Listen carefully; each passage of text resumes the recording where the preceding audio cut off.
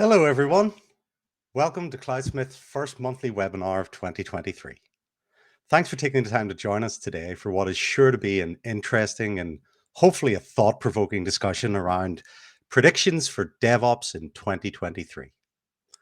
So I'm Dan McKinney. I'm a technical account manager at Cloudsmith. I'm based in Belfast in the UK, and I will be your host for this webinar. I'll do my very best to keep things moving along and at a pace that suits us all. We've assembled a great panel for this discussion, but before we get started, let's go through a few housekeeping notes. So we will be randomly drawing a prize pack actually at the end of the webinar. So be sure to watch right to the end for a chance to win. I will let people know who the winners are when we close things up. We're also streaming live on Twitter, YouTube, and LinkedIn. And we really want to hear from you. So please do tweet or post your questions in wherever you're streaming or right here in the chat. And Hillary is working very hard behind the scenes, checking all those platforms for questions. So please post in. Participation it's what we want. It's really great. So again, our topic today is predictions for DevOps in 2023. Now, the caveat here is that predictions are exactly that. If we had a magic crystal ball with all the answers, we probably wouldn't be here. However, that's also what makes them fun and interesting things to discuss and debate. So some of the topics that we will discuss include what it looks like to do more with less in 2023, so reducing toolchain complexity. And how can we make SBOMs more useful and actionable in 2023? We'll also talk a bit about how we should prioritize developer experience and improve productivity with that. And also the rises in distributed engineering teams. How does that impact and what does that mean for tooling and tool chains? And a favorite one of mine, platform engineering versus DevOps. So I'll also add that this list is not exhaustive, and this is meant to be an open discussion. So we may veer off the path a little as we get into some things. And as I said earlier, please do post your questions or talking points, and we'll try to address those also if we can. So I'm very excited to be joined today by representatives from ourselves at Cloudsmith and also from two other organizations, Billcut and Aquia.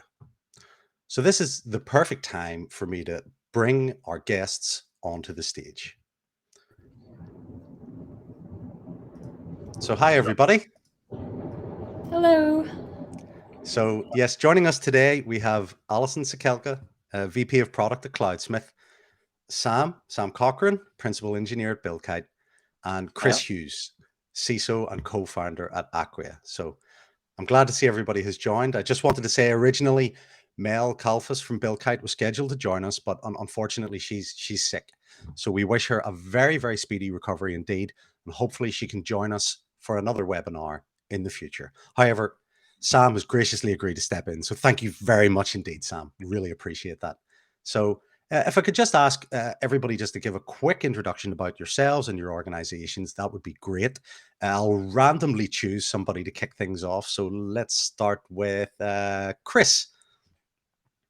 Yeah, I'll jump in first. Chris Hughes here, CISO and co-founder at a company named Aquia. We're a cybersecurity services company working in the U.S. with public sector and Department of Defense agencies, as well as commercial companies. But before that, I've been in the sector in cyber, I should say, for about 15 plus years. Started off in military, have been a federal employee with a couple different agencies doing cloud and DevSecOps and cybersecurity. And yeah, just happy to be here and chat with you all. Awesome. Thank you very much, Chris. Alison, I'll throw it over to you. Yeah, hi, I'm Alison Sekelka. I work at Cloudsmith. You got to watch a wonderful introductory video of my that organization before the webinar started. But Cloudsmith's universal artifact management solution. So one place to centralize all your software artifacts that you use throughout your software supply chain. You said that so much better than I could have, Alison, to be honest. So thanks very much. And finally, last but not least, Sam, please. Hi, good morning from Melbourne, Australia. I'm Sam. I'm a principal engineer at Billcut. I've been here nearly the whole journey, and in various bits and pieces. We started off as a CICD provider. We have a tool for creating CICD pipelines. And we're working on some new products, including things like test analytics, visibility into your test suite, the hidden application of what you're building. Awesome. Thank you very much, Sam. I'm a big fan. Actually, I wrote a lot of the documentation at Cloudsmith for using Cloudsmith and Billcut, so found it great. So yes, thank you. well, I've read some of that documentation. It's fantastic. oh, brilliant, awesome. I'll meet up with you and thank you in person for that at some point. But yes, well, look, thank you everyone. Those introductions are very helpful. So look, I know time is short, so let's just jump in with the first topic. I'll just throw this one out there for the floor to sort of whoever wants to pick it up first can go. I'll probably pick these at random as well, but let's start with the one I mentioned earlier. So coming into 2023, I think that we are finding, and certainly the discussions that I have with some of our users at Cloudsmith, is that there is a drive to reduce toolchain complexity. So there's multiple reasons for this, but I just wanted to sort of take the temperature of the room and get feelings on that. So yes, reducing toolchain complexity in 2023. I'd like to start with that. Who wants to go first on that one? Yeah, I'll jump in there. I'll say I definitely agree with that. Leading and working with various teams in DevSecOps environments. We're looking to shift security left and bring all these great capabilities around SAST and DAST and SCA and secret scanning and SBOM and so on. But it becomes quite a bit to manage, especially if you have disparate tooling in that tool chain and everything is producing findings in different formats and schemas and so on. So bringing all that together in terms of tooling and output and artifacts is really important, and it's causing a lot of cognitive overload on security teams. So I definitely think it's going to be a key area. Yeah, I would second that. For Cloudsmith, when we talk to our customers, they're really interested in being able to centralize how they're managing those software artifacts. And not to jump ahead to some of the other topics that we have, but part of that's trying to figure out how to do more with less in 2023 and really streamline your operations. And so I think there's a cost pressure and a bandwidth pressure to also streamline that tool chain and reduce complexity and that cognitive overload for your DevOps teams.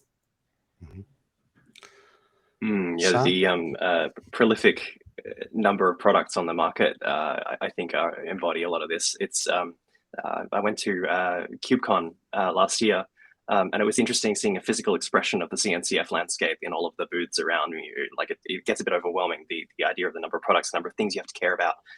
There's this Cambrian explosion of tools and capabilities and things to worry about during software development, and how can we help teams not have to worry about so many of those things, like to pull the abstraction layer of where you're providing value up higher. Yeah, actually, Sam, I too was at KubeCon last year. KubeCon in Detroit, was that? Yeah. I was amazed at the number of booths. And I think some of that is being away from in-person conferences for quite a while. But I was stunned. And certainly in my role as a technical account manager, I spend a lot of time talking to users, customers of Cloudsmith. And there is definitely an overwhelming drive to streamline things, to work more efficiently, and also, of course, to reduce total cost of ownership. It's a big concern. The landscape's always shifting, but it's definitely a thread that I find increasingly across more and more conversations that I have now is things have got a little bit unwieldy, and people want to work more efficiently. And look, even internally, we've done the same in Cloudsmith. So we have slimmed down tool chains and tried to work smarter with better tools rather than a larger amount. I think some of that's very interesting, like the way everyone runs applications in containers or some sort of nobody cares about hosts anymore. Like that abstraction layer has been dragged up, right? And I feel like the same is going to come through in DevOps and dev tool chains. It's people are going to care less about where things are run or how they're run, or they don't want to understand the interoperation of each of the tools within a tool chain or a pipeline.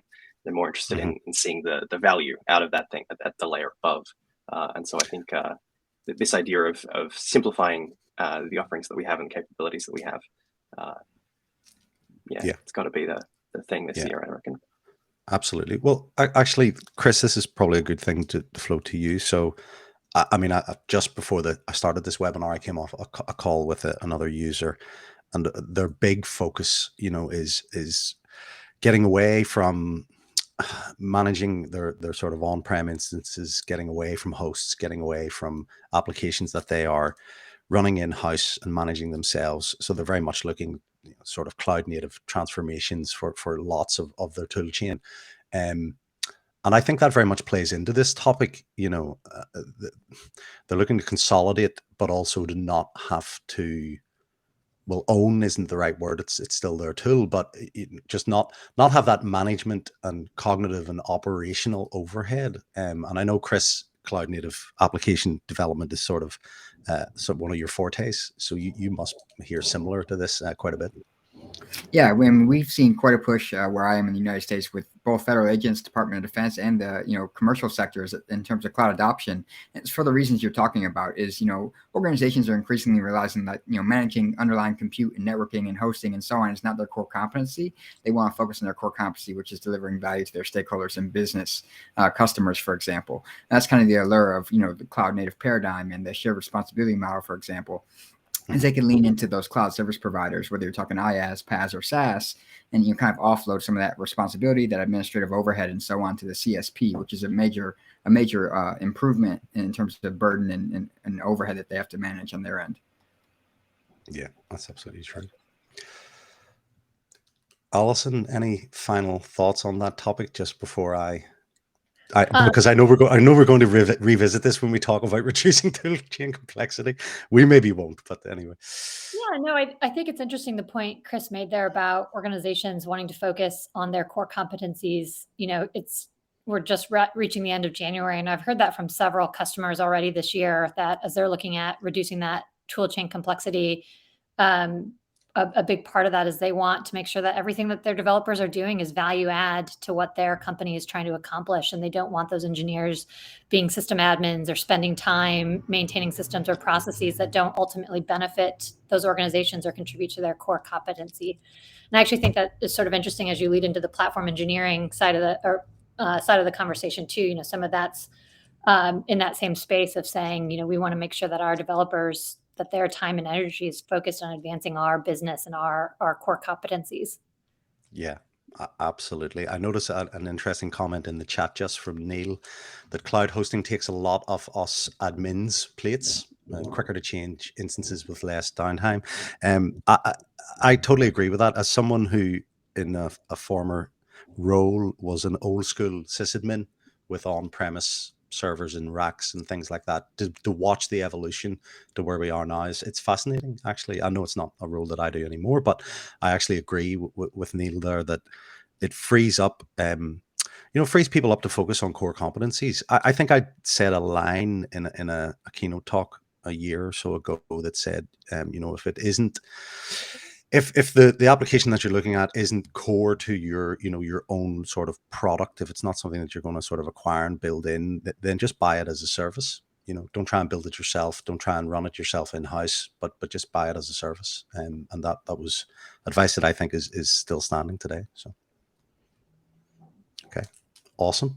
Well, in that case then, let's just change it up a bit, because Alison, you mentioned something there that I would love to touch upon. So it's a little bit of a sort of side path here, but this is something that people said to me at KubeCon in Detroit. So I was seeing everywhere platform engineering. Platform engineering was everywhere. I even got refused a ticket to a platform engineering party on one of the nights, which I was incredibly upset about. But basically, platform engineering versus DevOps. It's 2023. We're moving forward. So is platform engineering just an evolution of DevOps, right? Is it a rebranding of DevOps? So what do people think of that? So that's an interesting one, because I've read a little bit about this the last couple of days, and there seems to be all kinds of opinions on this. So I suppose I'll throw it to Sam just to kick us off for a bit of fun. I was thinking about this over the past couple of days as well, because it's been thrown around a lot, but forming an actual opinion, because you can call it any way you want to call about it, right? But to me, I think you still sort of practice DevOps on a platform, right? Like it feels to me like it's about shifting up that abstraction layer. So you see tools like Spotify introducing stuff like Backstage and providing centralized places for developers to go and use standard patterns means that there's less complexity in the toolchain because it's already chosen for you, and Right. the security can be pre-vetted. Like you can have a set of tools that is known to be up to date and to not have to have the right vulnerability checking in place and all those sorts of things. So, like if you can engineer a platform that is safe for developers to then go and build your core business value on top of and share as much of it as possible, like that feels like the inflection. It's dragging that abstraction layer up, letting your developers focus on the thing that's actually valuable, being sure that you've got good security story and all the right pieces in place below as a centralized effort. And then like how much of that can you get away with not having to do yourself? Like how much of the platform engineering can you find great tools, hopefully like the ones that we're talking about here, to plug in there and provide that value and know that it's secure and by default and all those things. Absolutely. To be honest, I think it was a bit of an unfair question to just throw at you like that. I do now, and I'll put my hand up and admit that. It was a little bit of an unfair question because it is like you said it. It is like you said it.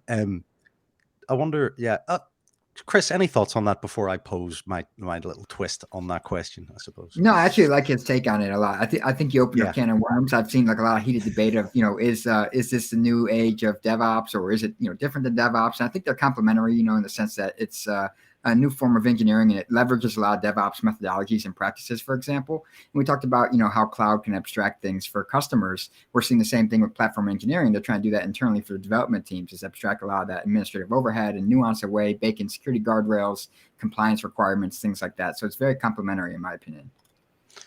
Okay. I actually really like that. I really like that. I see comments in the chat. Jonathan says that platform engineering seems more encompassing.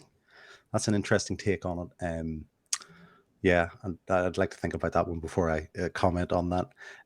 I suppose here's something just for the wider group. And Alison, I know you didn't get to comment on that. Maybe you can comment on this.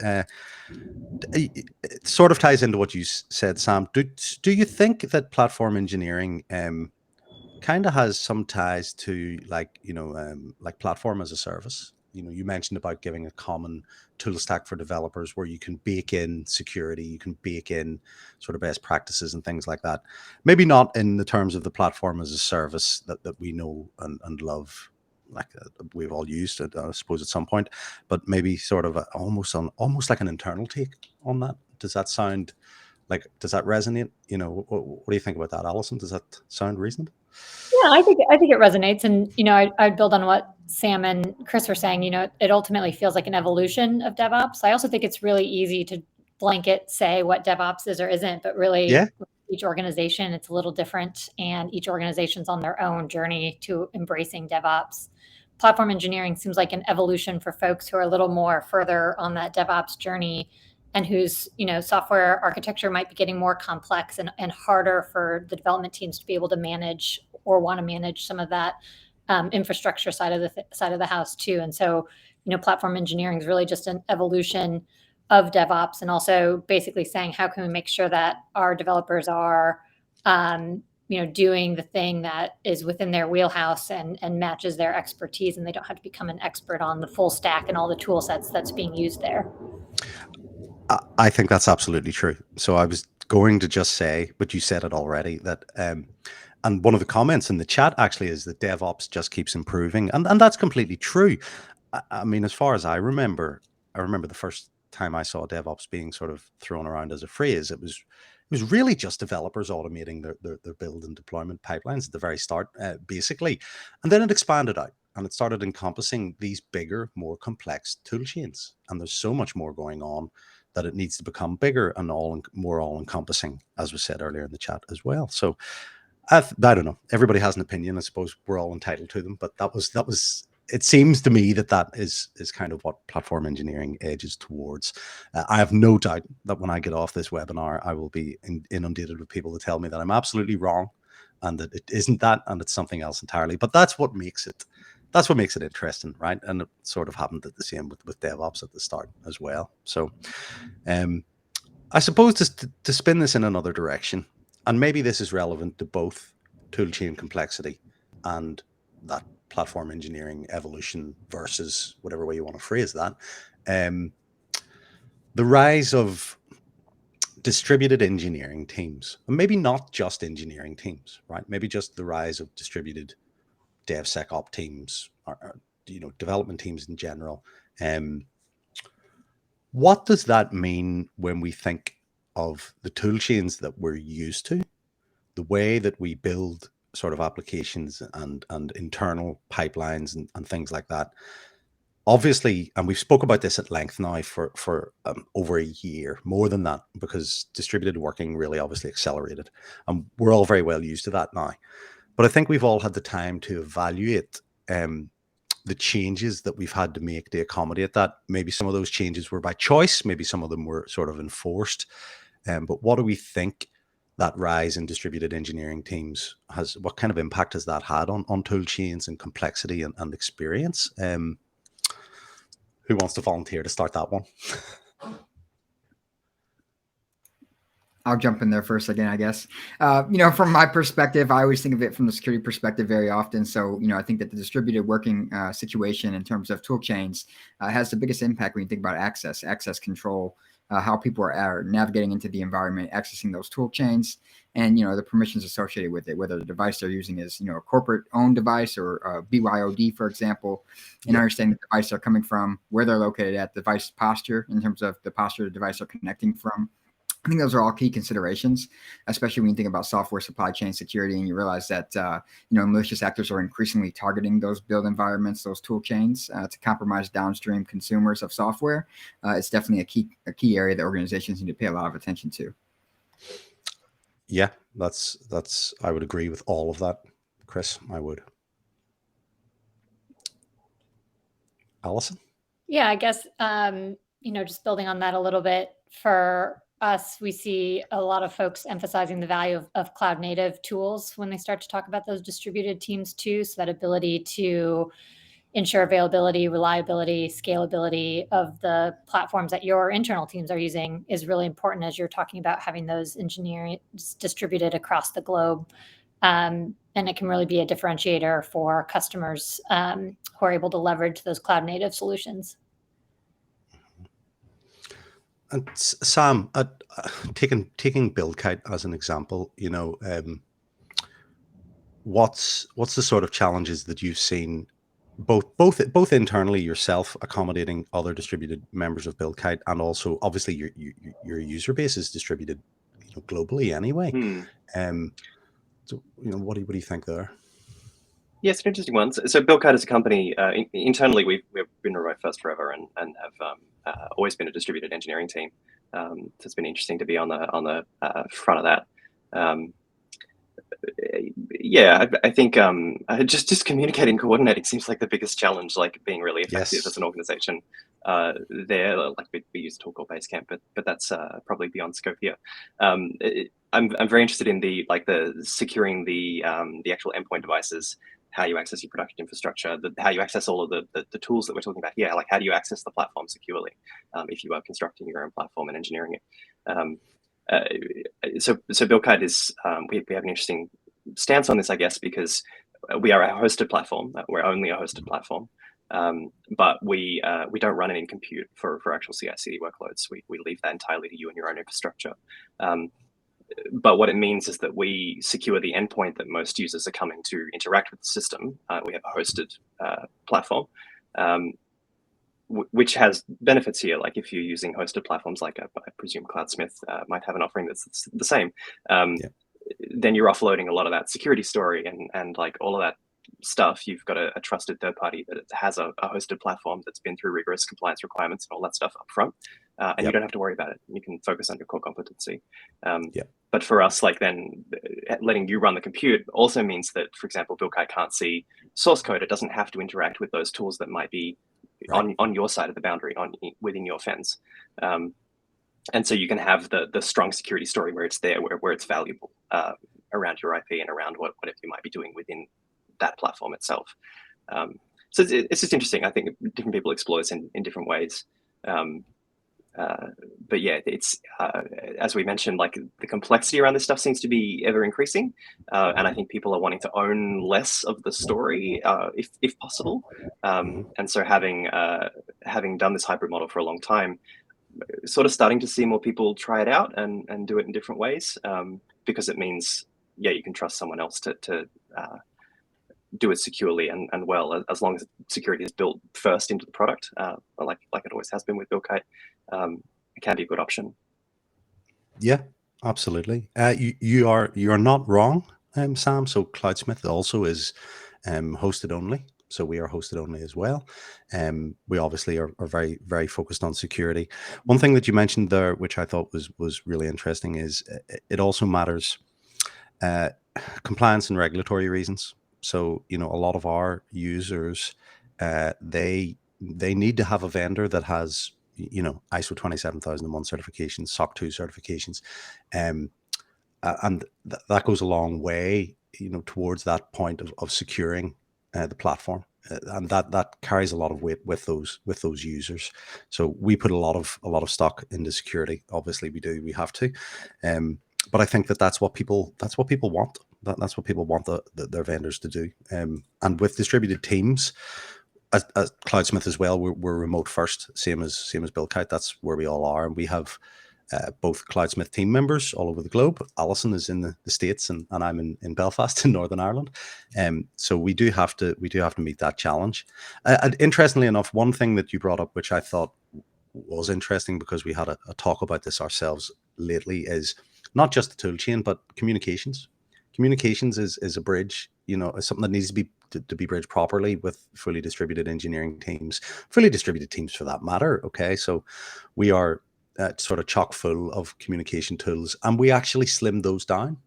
So we now have less places where we collaborate and we communicate in Cloudsmith, because it was, you know, reducing the noise. It tends to do that. So of course we do a lot of calls and we do a lot of chat, but it's very much in the same vein of just reducing complexity in the tool chain. I know it's not a DevOps tool. I know chat is not like that, but it was a really core part of getting us to work together better. I thought so. Yeah, that's my thoughts. There's probably more in that thread, because so our CEO Keith, who is one of the founders of Billcut and built a lot of the early product, gave a great talk recently about storytelling in DevOps, which is about communicating, right? Like we sort of treat it as a thing that happens externally, like outside our tools, and then the tools are full of information, sometimes too much information that we can't, you know, find the actual signal amongst the noise. But what if those tools helped us navigate them better and communicate with our colleagues about what we're seeing, and actually tell the stories about what's in that data?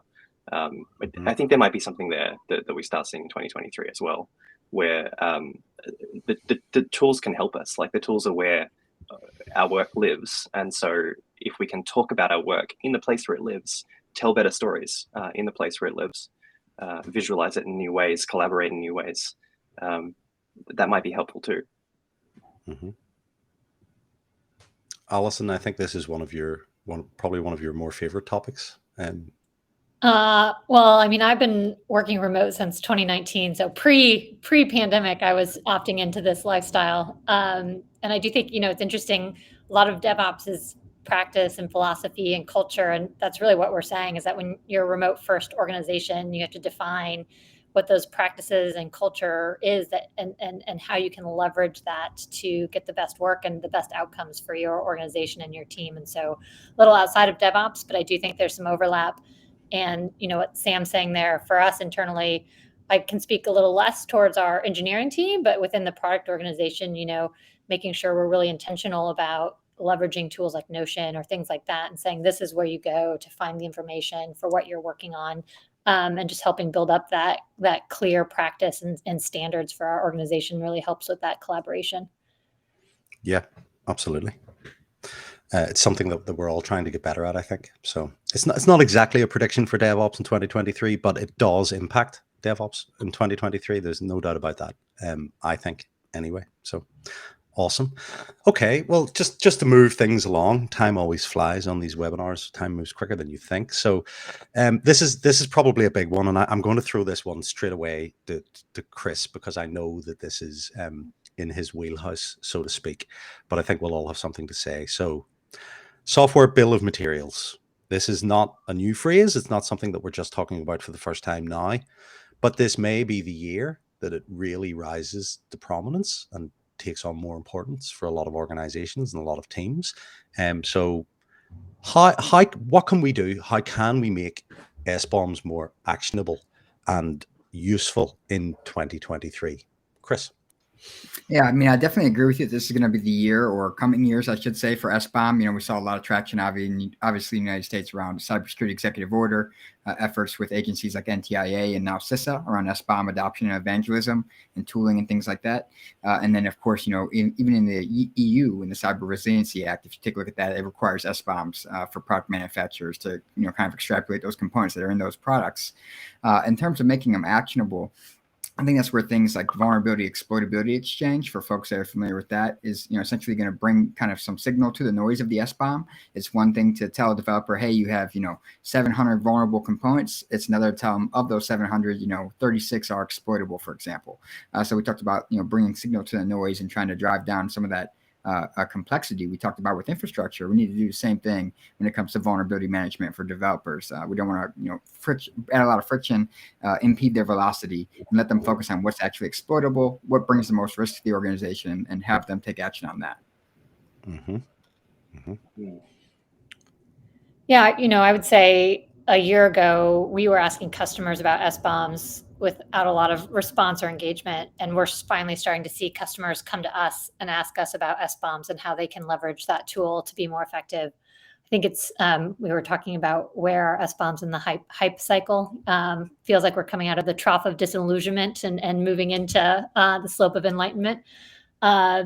You know, I think a big piece of that is that it's not just about requiring these companies to have SBOMs, but it's actually helping them to get value from it. So like Chris was saying with VEX and other tools that actually make those SBOMs useful. So it's not just a requirement, but it actually solves a problem for those customers and actually becomes a value add for what they're trying to do within their organization.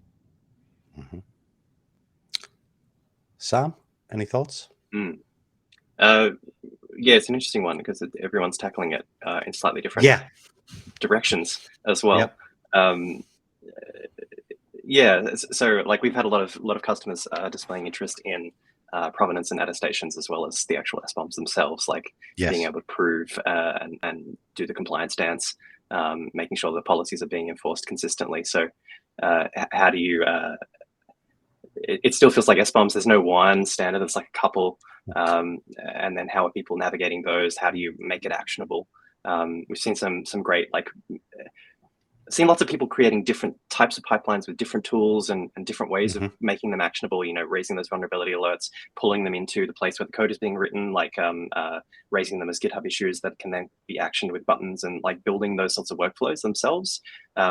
Which it's interesting to see people building that stuff themselves to kind of mimic some of like GitHub's Dependabot stuff, but in a more formal and policy enforceable way. So like seeing the evolution of that and the standardization of that, like how are we going to see the standard ways of creating SBOMs and then signing and shipping those as part of the container manifests, and like watching these actually consolidate around a best practice way of doing things, and then turning them into something that devs don't have to implement themselves, but can just drop in. Like, for example, in Billcut, looking at like what is the plugin that people are going to reach for and like drop into their pipeline, and it provides SBOM generation and makes sure that things are in packages and then enforces the policy at the end. Like those sorts of things, seeing the practices emerge and consolidate and then not having to be thought about will be interesting. Go ahead, Alison, please. Yeah, sorry, Dan. I was just going to say, I think it's really interesting to see the open source solutions that are developing in this space. And you know, basically we're saying, how can you secure your open source dependencies? And we're seeing solutions come out of that open source community to help answer that question. I think that's really interesting and fun to watch. I also think that to some of what Sam's saying there, you know, it gets really interesting at how you manage this at scale. So really, when you start to talk about trying to manage your software supply chain across your entire organization, how do you develop a developer experience and user experience around that makes it easy for teams to be able to implement and manage that as well? We're back at pushing that DevOps problem into the platform engineering problem, right? Like you want a consumable component that people can develop and operate on, but don't have to like build the pieces and plumbing. Yeah, I think so. I mean, the first step to adoption is to make things accessible and, you know, frictionless and easy. You know, that's the way to win people over. But there's no doubt from my perspective, sort of in the front line. Yes, I agree with you, Alison. A year ago, when I was talking to users of Cloudsmith and customers of Cloudsmith, the landscape, especially around what they wanted from SBOMs and what they needed, was still quite foggy to them. They weren't very clear. Now, going into 2023, I'm hearing increasingly from those same users and customers that, yes, this is something that we know we need to get on top of. Like Chris said, I mean, there are standards coming down the line and there are requirements coming down the line. They are aware of that. They're maybe not quite there yet, but they're certainly very interested. And look, Sam, the same applies for, you know, signing containers, in total attestations. It's all in there, and they're thinking about it all. But what they really want, and I think you said this, Chris, is they don't want, you know, a wall of data about packages and dependencies and CVEs. What they want is actionable data. You know, that they want the path forward there that's easily identifiable for them, that they can take direct concrete actions upon. So I think some people still feel a little bit overwhelmed by it at the moment, but it definitely feels like maybe by 2023 we won't have, you know, a perfect sort of solution at the end of this year, but it definitely feels like there'll be a lot of progress this year towards that solution. So watch this space. When we do our December webinar, none of these predictions will be true and I'll look like a fool, but it's still fun to think about that. But no, I definitely feel from talking on the front line with users of Cloudsmith as a product, and of course we're in package management, so artifacts and signatures and attestations, it's core to where we think the landscape is moving. I definitely hear that a lot more now than I did before. There's an analogy with we made a change last year to when you come to a build. Firstly, in CICD, most people don't care if a build is green. If it's green, everything's fine. You move along. You probably don't even come and look at it. If it's failing, you don't care about anything that passed in the build. You only care about the things that actually failed. Like, you want to make it actionable, right? It's the same principle. So we made some changes to really pull failures to the forefront and show them earlier and a few of these things. But I could see the same patterns with SBOMs, right? Like, if everything's okay, you just want your policy to be green. You don't even want to look at it. Like, your deploy just keeps going. But if it's red, like if there's a critical vulnerability in one of your dependencies, you just want to know about that bit and like make it actionable and give me a button or something, like make it as easy as possible. That's it. Seeing those patterns emerge. Like, we're already seeing some people do it. I think Kara Carey did from Cloudsmith did a lovely presentation about using Sift and Gripe, I think, to That's right, she did, create an SBOM and then highlight the critical vulnerabilities and not care so much about the rest of it. So those open source tools, as Alison was mentioning, like they are already providing some of these insights and those actionable things, seeing those become common patterns and becoming pieces that you can just drop in and use without thinking too hard about it. That's the interesting thing, I think. Yeah, I really like the statement of "give me a button." So sort of, you mentioned earlier, sort of, you know, almost make it as actionable as dependable. You know, so nice and clear. Yeah, I think that's a very good point indeed. So, Chris, any final thoughts on that just before we sort of move on to the next one? No, I think it's spot on in terms of make it easy, give me a button kind of thing. Is we're seeing a lot of innovation around tooling to help, you know, show developers what is the problem, what dependency is of concern, and, you know, where are some alternatives even in some cases that they can explore to quickly remediate the situation and move on with the build and deployment process. So I think Sam was spot on. Awesome. Excellent. Well, I know we only have a couple of minutes left, and I do need to announce the winners of our Cloudsmith prize packs. Of course, I think that's probably the highlight of the webinar for a lot of people. Certainly is for me, even though I don't actually get one. So I just like to announce the winners. But just very finally then, a couple of quick minutes before I do that, a nice topic for everybody. So 2023, what does prioritizing developer experience look like? So we've all heard user experience. I'm very familiar with that. I spend all my time with users. What are the top things we should be thinking about for prioritizing developer experience? And we're not allowed to use the same answer of just give me a button. That's too easy. So anything else that people think developers really want? just to make their lives easier, just the highline topics. I think it's some of the things that we talked about here, helping them understand what's the tool set that I'm supposed to use to be effective in my job. How can I easily find the right information I need? That's where some things like Backstage are interesting. How can you make onboarding and ramping up as a developer at an organization really easy and seamless, and help them understand, where they can go to find information and documentation and solve their own problems. Excellent. I'll jump in real quick and also say, for anyone not watching the chat, check the chat. There's some amazing and some funny comments in there. So nonetheless, I think another thing we'll see a lot of attention for is, trying to bring governance, risk, and compliance and policy into codified formats. So instead of, asking for mounds of digital-based paper documentation, starting to bring some policy as code, compliance as code, and things like that into the pipeline, into our processes of how we deploy software, for example. I think it'll be another area that's going to see a lot of attention. Awesome. Suppose just very quickly for myself then, developer experience, just even internally in Cloudsmith, a shout out to the Cloudsmith engineering team who did a great job in improving that onboarding experience, Alison, for new engineers at Cloudsmith. So we have a much better development environment now. It's not exactly click a button, but it's a lot more easy to spin up than previously, and easier to debug in. And I think the guys are all very proud of themselves, and rightly so. Even though I don't develop for Cloudsmith, I was very impressed when I saw it, and I thought that has got to make things easier for people onboarding and just getting started. So yes, and you're absolutely right about the chat as well, Chris. There, Hillary's hilarious. Pepsi Jet. I remember that advertisement. Yes, Pepsi points.